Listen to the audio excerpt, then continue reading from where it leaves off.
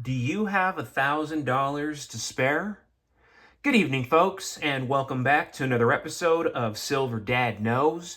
Remember, always live with no edits. If this is your first time here, hit that subscribe button now, as you're going to like what I'm about to say. So yes, folks, just to begin this evening, I am showing off a very special piece here. Truly a gem, vintage. But this is a 1989 Maple Leaf. This 1989 Canadian silver Maple Leaf is one of the earliest issues of the Royal Canadian Mint's iconic bullion coin, making it highly desirable among collectors and stackers like myself. These are struck in .9999 fine silver, and they boast one of the highest purity levels available in bullion, setting it apart from other government-issued silver coins of its time. Early Maple Leafs, including the 1989 issue, feature the classic Walter Ott design sugar maple leaf right here on the reverse. Very, very charming, excellent condition, excellent quality, right?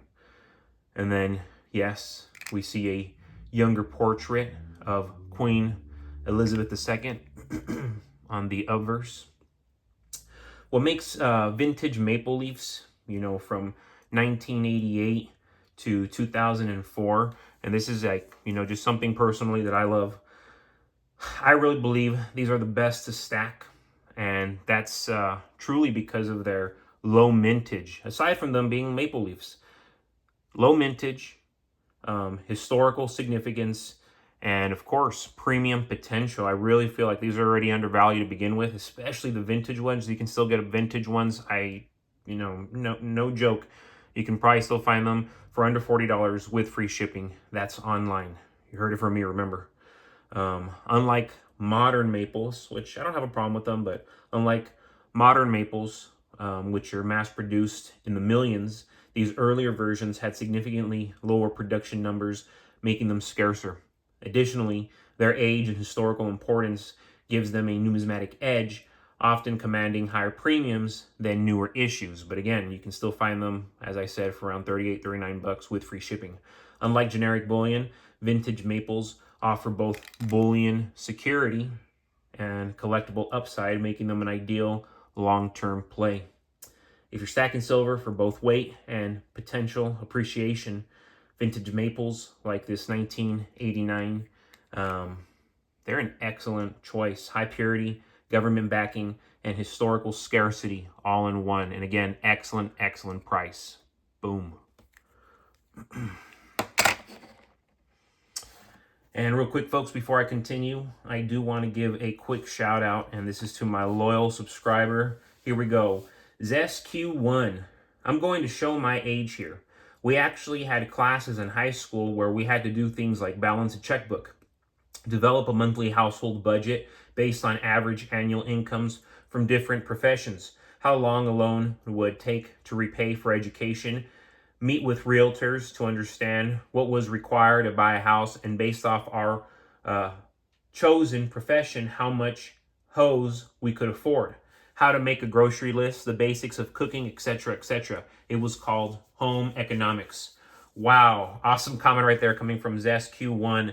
And again, you're saying I'm showing my age here because it's true. You look at what these high school curriculums are, what they're doing, and it's just like, what the heck? Like, what are you showing the children now?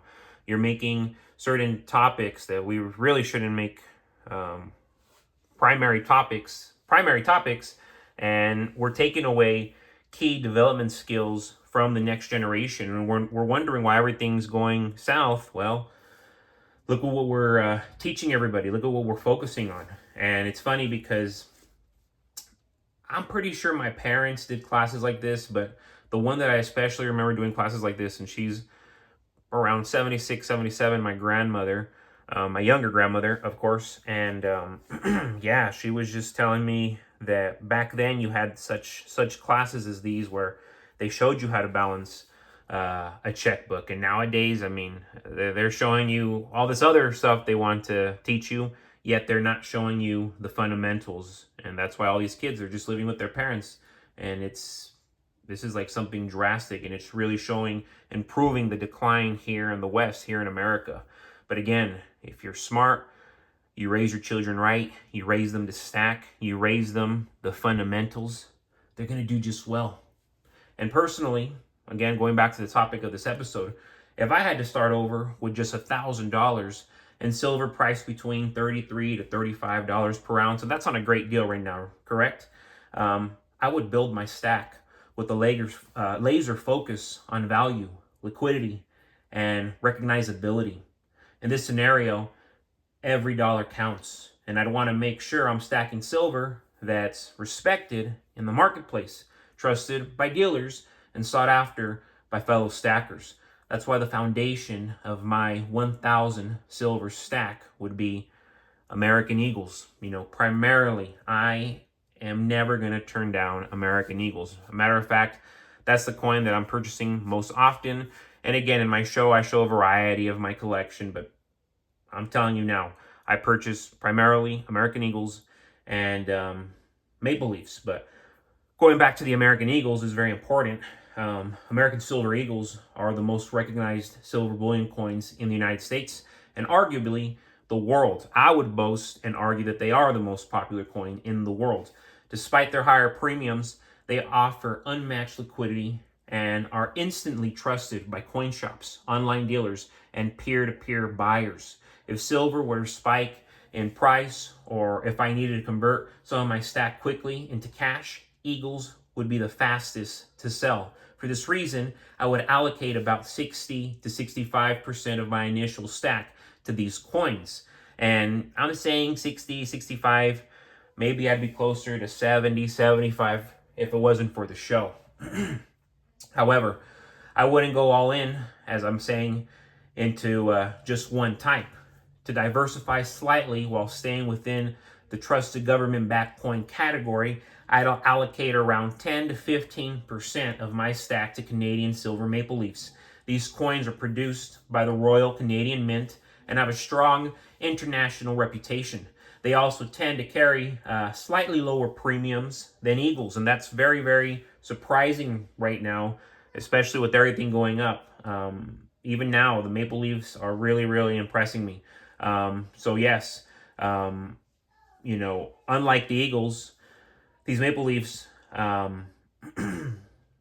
you're not sacrificing liquidity or quality. You're also getting a pure coin, even though they're not as prestigious as an American Eagle. But, American Eagles have 0.999 silver purity, whereas these Maple Leafs has 0.9999, 4 nines. And again, a lot of people in this community are going to say, okay, whatever, I don't care, I could care less.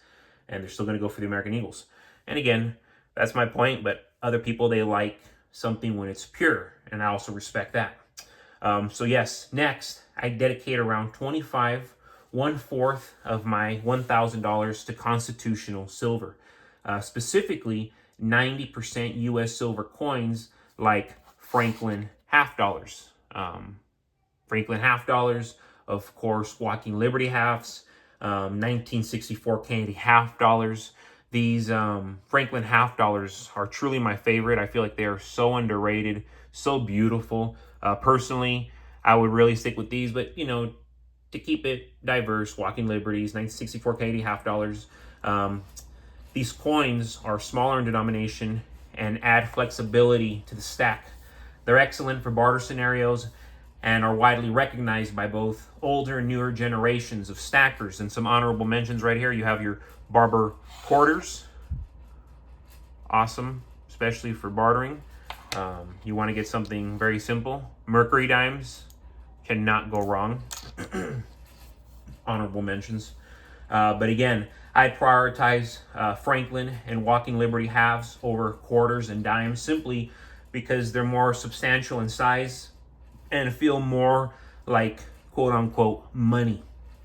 Plus, they have some numismatic appeal, especially in better condition, which I just showed you, which will give me an edge of premium spike in a crisis. And right now, there's not even a major crisis taking place, and the premiums on the constitutional silver is going up tremendously, and I mean tremendously. It's unreal. The 1964 Canadian half dollar adds historical appeal and is easy to liquidate when needed, because nowadays people are all about JFK. You know, they love the history about the man. They love that he's the closest to us when it comes to U.S. presidents that have already passed on, but so many people can relate on both sides, which is phenomenal and very rare in today's political climate. But yes, folks, in total, this mix would give me a stack that's well-rounded and built for growth. American Eagles give me trust and liquidity. Maple Leafs give me slightly better pricing. And Constitutional Silver gives me flexibility and small denomination silver for uncertain times. If I were starting over, if I was going to start over, folks, with $1,000 today, this is exactly how I do it. You know, if I was going to do it all over again, this is it right here, folks. And that's why I mentioned these as honorable mentions, because you know what? I probably still dabble a little bit here with them. I might still get a generic round of a Buffalo, you know, and I know many of you are going to agree with that. But folks, as always, thank you so much for joining us for another evening of Silver Dad Knows. God bless you, God bless your household, and God bless America.